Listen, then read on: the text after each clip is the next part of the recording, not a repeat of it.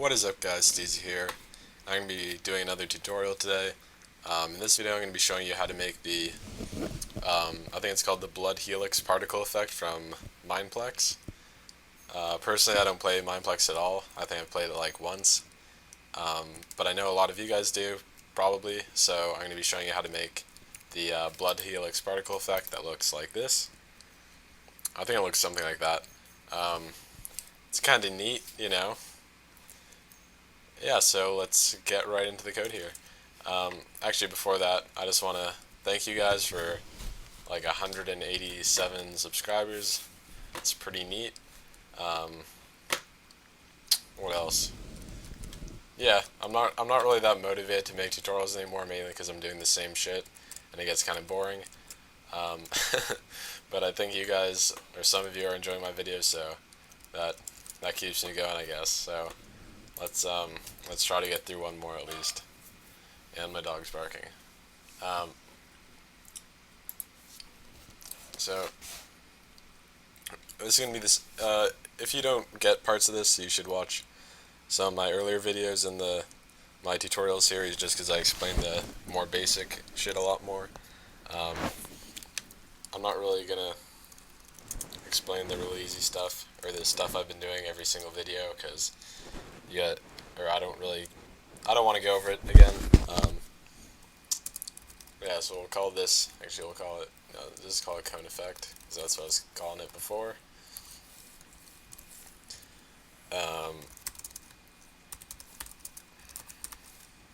It's going to take a player, which uses the effect. Then we're going to declare one of our variables, we'll call it phi, which is a Greek letter for something.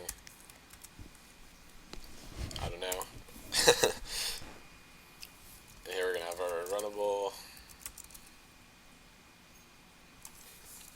Just kidding. So we're going to create a runnable new Bukkit runnable. I should have just used the code I had before instead of typing this all out, but if you guys want to like follow along, I guess it's easier if you could kind of do it as I type. That made sense.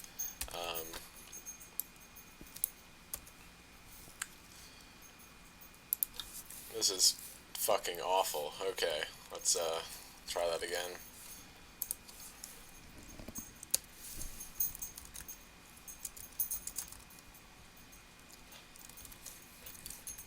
So in the body of our runnable, we're going to increment the value of phi by, we're going to do math.pi divided by 8. I'll go over again after I typed out and explain in a bit more detail.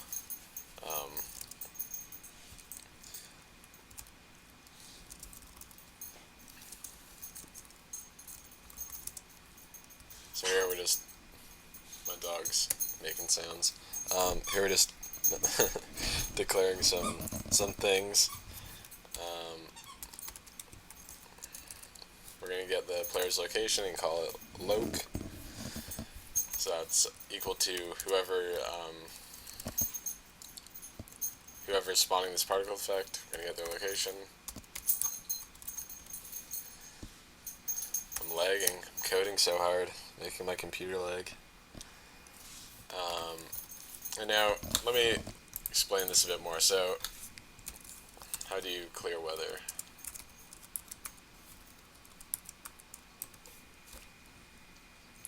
So, what this is doing is it's spawning every tick. Every time it goes through the runnable, it's going to spawn basically 2 new helices, so which is like plural for helix, I guess. So you can see it's going around spawning 2 new helixes every tick or whatever, and then the previous ones will kind of fade away. So that's how they get it to appear that's rotating like that, and it's spawning them at like a small incrementing the angle at which it's being spawned. So that would be phi, which is what we're incrementing. I'll show you in a second. And the reason for using a for loop here is that we want to spawn, since we're spawning multiple particles at the exact same time, at the same instant, we want to use a for loop rather than each time it runs through the runnable, or else we'd be getting like kind of single particles, and that wouldn't work out. So I'm going to let my dog out and I'll be right back. Alright, so I'm back. So we're creating our for loop here. I never spelled double right. We're just going to use a variable I. Well, I is less than or equal to, let's do,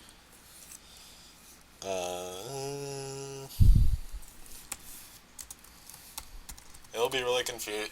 It'll probably be really confusing if I try to explain this as I go along. Also because I made this particle effect like a month ago for someone because they wanted me to show them how to do it.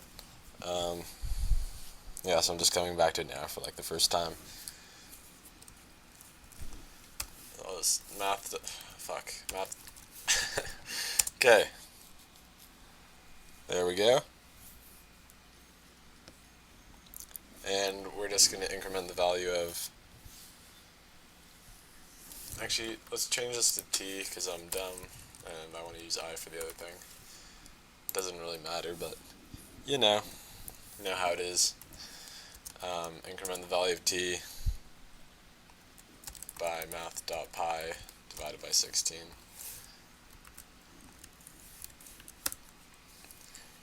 And in this for loop, which is in the runnable, we're going to have another for loop and get really fancy with it. In this for loop, we're going to have...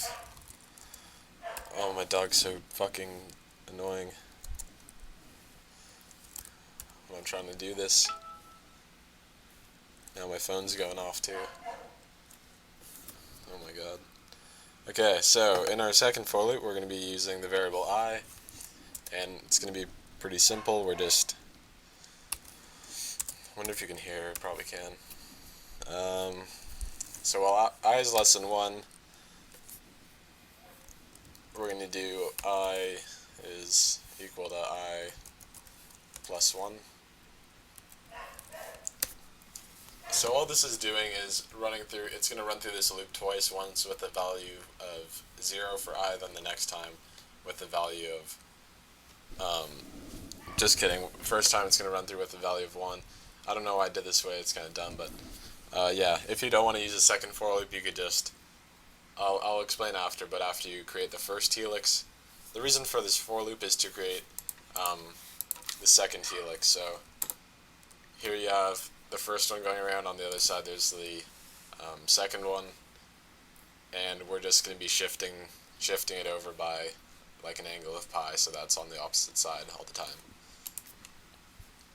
But we're going to use 2 for loops because we're cool. So now here we're going to put in our parametric equations of the stuff and things. So this is kind of this is the easy part here. So just by looking at Mineplex's particle effect, you can tell that it's just going to be this. I'll type it out. I don't really know what I have to explain. It's just really straightforward.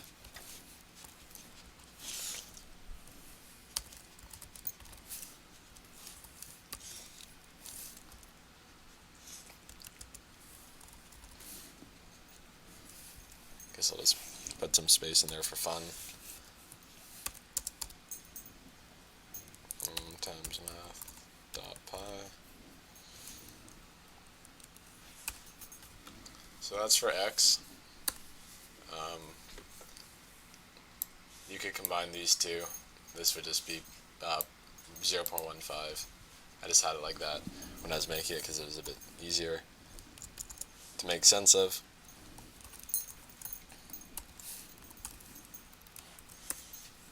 And then z is going to be z's going to be the exact same, except, so we're going to take this and we're just going to make this part sine. So I don't really think I have to explain this because I'm assuming you guys don't all have Down syndrome. Yeah, so after we do that, we're going to do loc.add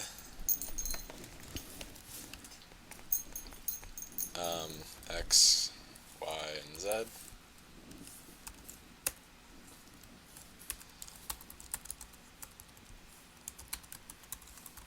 Then we're going to spawn the effect. We're going to do red dust. We're going to display it. Add our location, and there's going to be no offsets or anything. And we're going to just spawn one.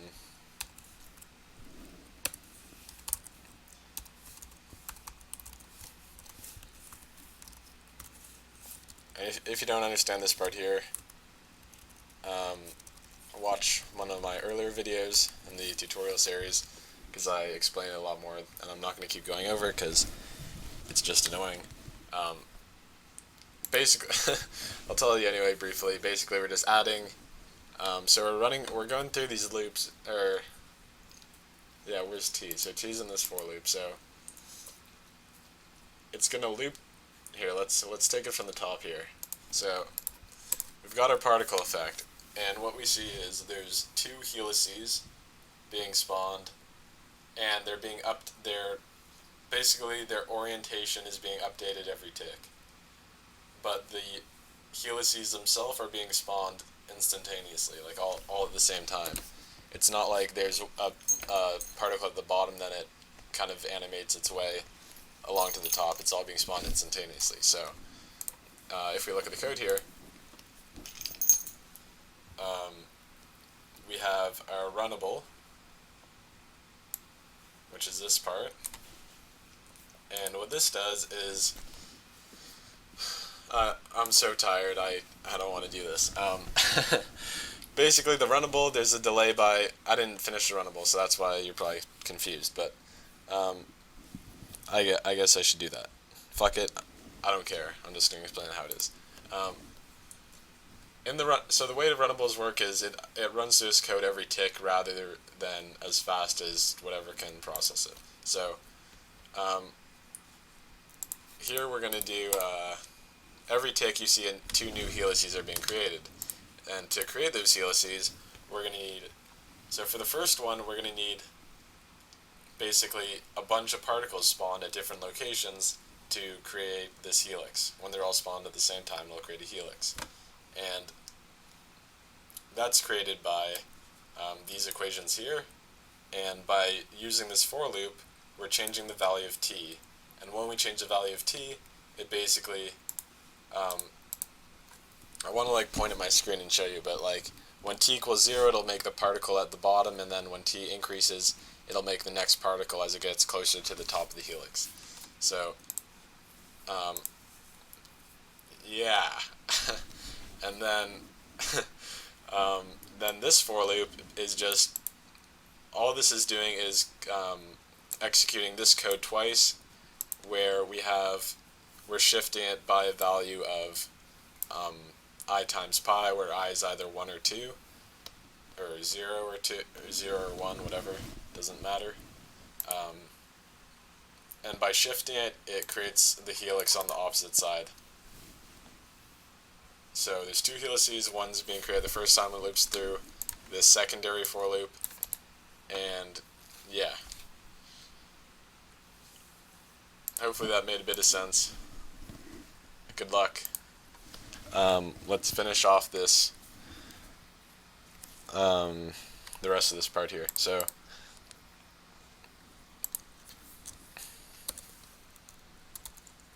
I feel like my tutorials are getting exponentially worse. Just because, I don't know, they're just terrible. They make me cringe just recording them, and then I usually don't even rewatch them after because it just hurts too much. So same old shit. If phi gets too big, which is what we're incrementing every time we run through the runnable, if it gets too big, we're gonna cancel it, just so it doesn't run forever. And then we also have to finish off the runnable. So this is Runtastic Timer. So the plugin is the name of you're just getting the plugin. So my main class is called event handle for some reason, and we're gonna get instance. So if you're having problems with this, just figure out how to get your fucking plugin, and you're golden. The delay is gonna be 0, and the period is gonna be 1. So this means it's gonna update every tick. Down here I have the code for it again. From before, I just want to redo it so you could follow along better, so it'd be less confusing. Let's see if I did it right. And boom. That's not right. And that is a different particle effect.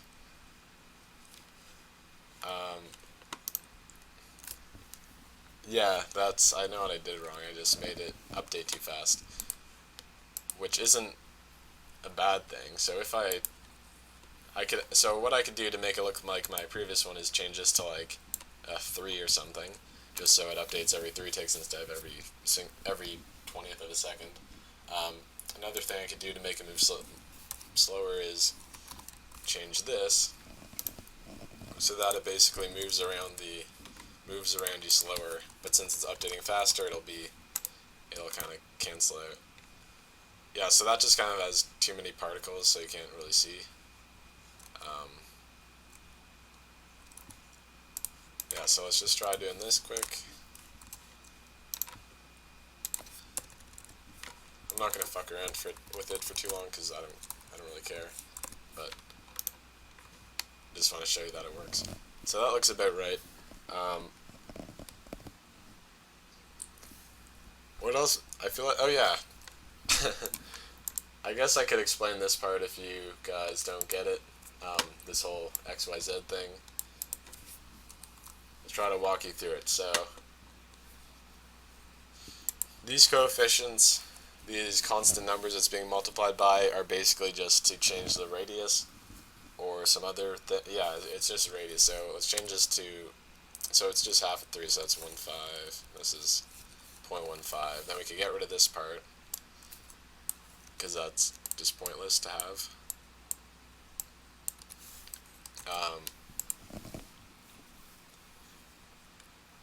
I actually haven't looked at this in a while, so we'll go through it together. So here we have just a coefficient that basically changes the radius. That's not too important, it just makes it look how we want it to, but it's not like a key thing. Then here we have 2 pi minus t. So what this does is creates the cone part. So t increases every time, where's t? So t's changing here. So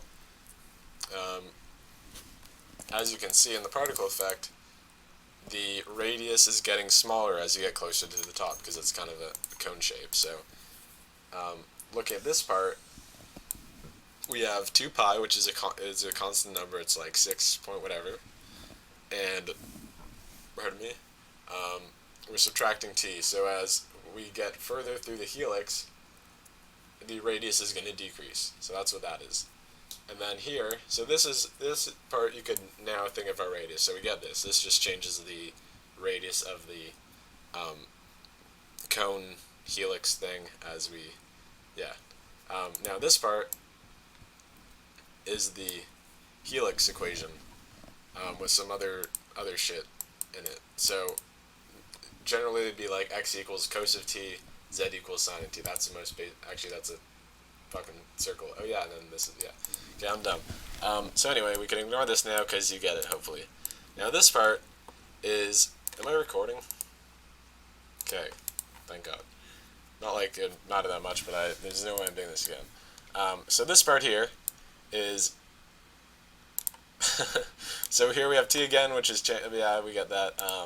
And then here we're adding phi and as well as I times math.pi. So by adding shit to t, now I'm getting a phone call. One sec. Alright, so I'm back once again. It's kind of shitty because I've just been talking about cosines for the last like 10 minutes and I don't even remember what point I was trying to make. But so I think I just said this, but the shit we're adding here onto t is gonna make whatever we're taking the cosine of bigger, which is kind of mimicking what it would be further in time. So I don't even know what I'm saying, to be honest. But we're adding Okay, so let's look at phi first. So phi is this shit here. So every time we run through the runnable, the value of phi is going to be incremented, is going to be getting bigger by this tiny amount, which is 3.14 divided by 16, whatever that is. So here we see each tick, every 2 ticks, there's a new helices being created, which is shifted by a value of phi each time. So that's the value of phi. And then here we have I times math.pi, where I is, it starts at, this is one of the examples of why I'm terrible at Java. So I don't know, like specifically for Java, if we have a, I don't know, I'm getting into this, but we have a for loop, I equals 0, I equals I plus 1. I think, you guys are probably laughing at me right now, but I think this means like when we execute this the first time, I is going to be equal to 1 because we incremented it already, or does it increment after the for loop? Anyway, yeah, so it's either, it doesn't matter in this case. Let's just say it's a 1 and then, no, let's just say it's 0 then 1 because that'll be easier to explain. So here we have, the first time it loops through, this is going to be 0, so that's normal, fuck this part, whatever, we don't care about it. The second time it loops through, this value is going to be pi. And when the value is pi, it basically shifts it by an angle of pi, which is 180 degrees. So it's going to create the second helix, which is on the complete opposite side of the first one. Okay, so explain this shit. For z, it's exactly the same, except we're using sine instead of cosine, and that's because that's just how the helix works.